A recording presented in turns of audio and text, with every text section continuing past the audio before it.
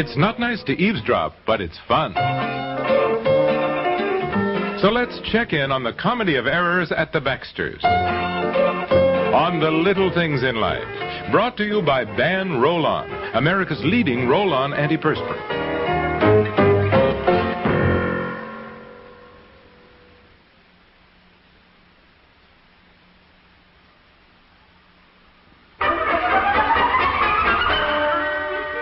I see Aunt Maggie has taken my crossword puzzle again. Oh, for goodness sakes, dear, why do you let little things bother you so much? I don't think it's such a little thing. I look forward to coming home at night, having dinner, and then sitting down, reading the paper, and then I wind it up by doing the crossword. Aunt Maggie's had few enough things in her life. Do you think you're being a little selfish? Yes, I do. Just the same, I'd like my crossword. I wouldn't mind if she'd finish them, but she only gets about a quarter of it done anyway. Well, then why don't you finish it? I don't like doing crossword puzzles that somebody else has started, then erased, and the whole thing's a mess. Oh, hon, I think she's coming downstairs. Now, don't say anything, please. All right. Well, what are you two doing?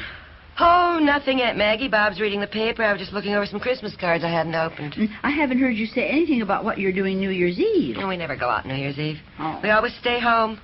Too many drunken drivers on the road. I think you're just staying home because I'm here. Oh, no, Aunt Maggie, not at all. Peg's right. We always stay home New Year's Eve. Always. Did you ask anybody to come over? No. No? Most of our friends like to have parties or go to parties. We decided some years ago we were going to stay home and just celebrate by ourselves.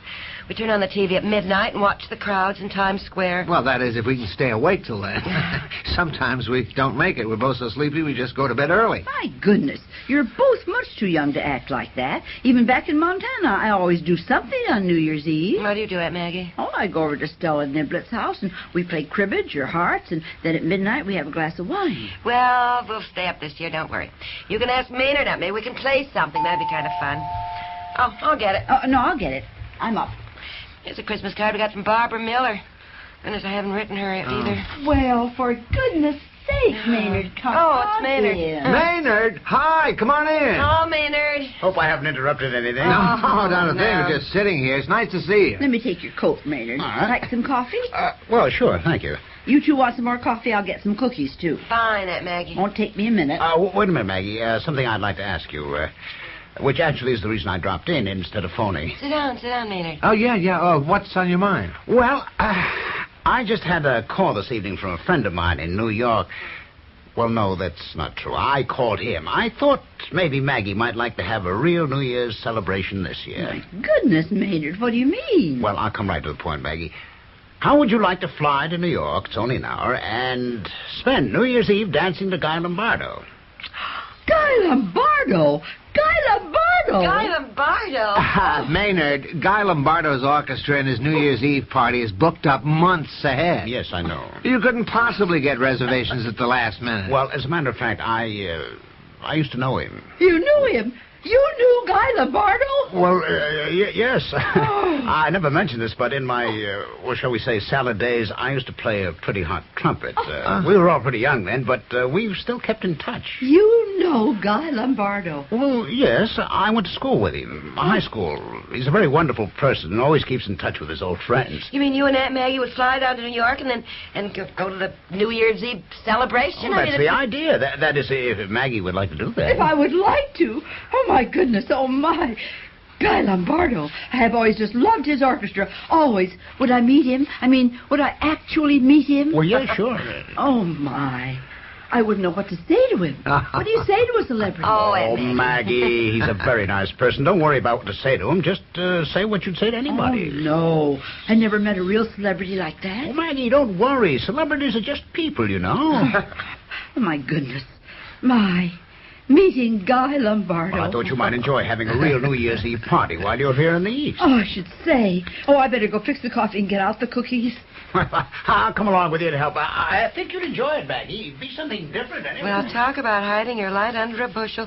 Did you have any idea that Maynard Blake knew Guy Lombardo? What's so great about that? Oh, come on, honey. Oh, you women always get so excited about celebrities. As Maynard said, they're no different than anybody else. Oh, yes, they are. Celebrities are exciting. I don't know why, but they are. I know they're just people, but it is fun to meet them, even to see them. Why do men always act as though it's nothing? Because I don't see anything so great about meeting a celebrity? Oh, I was just telling Maynard. Yes? Tomorrow, we'll have to go shopping for a dress. Yes, dear, long dress and get your hair done, too. And I'll have to get shoes and an evening bag. Oh, I must have an evening bag you can borrow. If you wanted to, Maggie, we could drive down early Wednesday. Maybe stop somewhere for lunch on the way. Oh, yes. That sounds like fun. Well, in fact, maybe you wouldn't have to buy a dress. Maybe I've got one that would look nice on you. Come on, let's go upstairs and look at it, Maggie. I have a black velvet I've only worn once. Come on. Velvet? Yeah. That sounds lovely. It is but I need some dressy shoes. Well, we'll have to get... Hey, what about our coffee? Oh, I fixed it, but I forgot to plug it in. Plug in the coffee, Maggie. Yeah, I'll go get the cups and saucers. Are you two coming back down? Yes, dear, we'll be right back down. Oh, my goodness, isn't it exciting?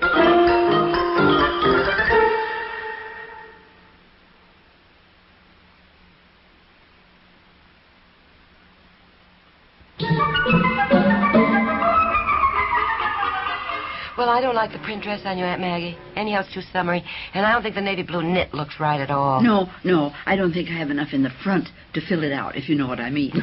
It doesn't look right. How's the black velvet? You want to zip me up in the back? Sure. There's a jacket, too, somewhere. I'll look in the closet again. How's that fit? Well, I think it's a little tight, don't you? No. Just look sexy. Oh, sexy. Yes, you do. See, I can't find the jacket. Oh, here it is. You want to slip it on? Mm-hmm. Yeah, oh, no, dear. Wrong sleeve. Oh. There you are. Oh, yes.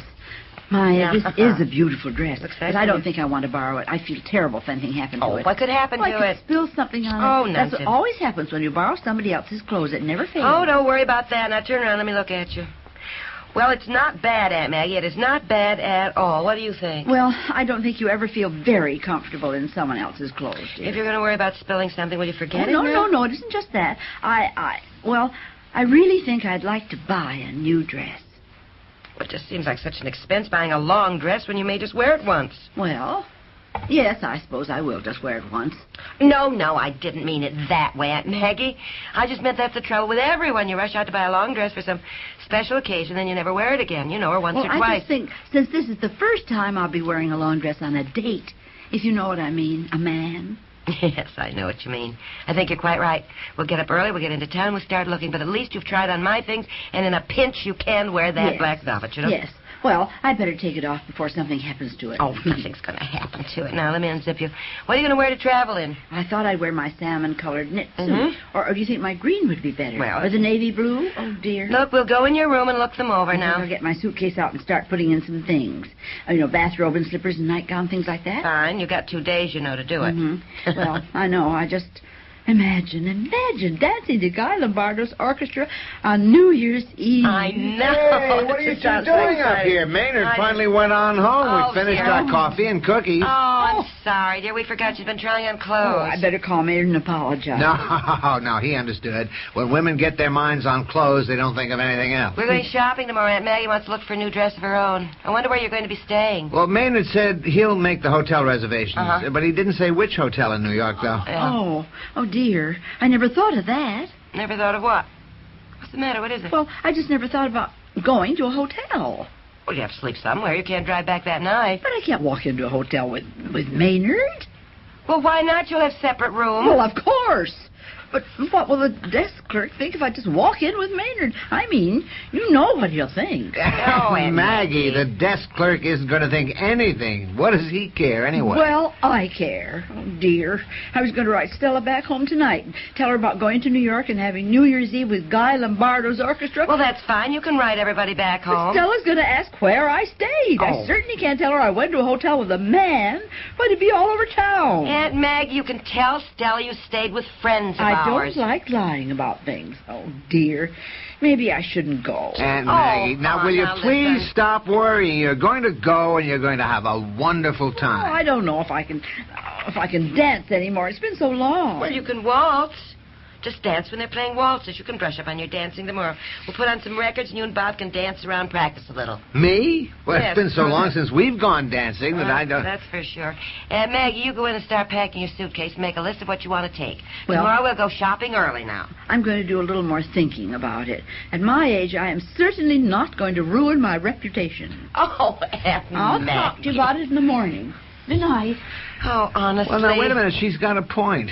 We live in a small town, too, here. Everybody knows everybody else. What if they start gossiping about Aunt Maggie and Maynard Blake going off together? Listen, this will be the highlight of her life, and Aunt Maggie is going if I have to go along as a chaperone. All right? All right, honey, all right. Do you think all antiperspirants are basically the same? Well, Ban Roll-On antiperspirant may just change your mind. Take effectiveness, for instance. Tests have shown that Ban Roll-On antiperspirant will actually help stop wetness better than most leading sprays. Make your own test soon. Pick up a bottle of Ban Roll-On, and you may discover what we've shown in tests. Ban Roll-On antiperspirant, proof that not all antiperspirants are created equal. As anyone knows, hair is only as beautiful as the condition it's in.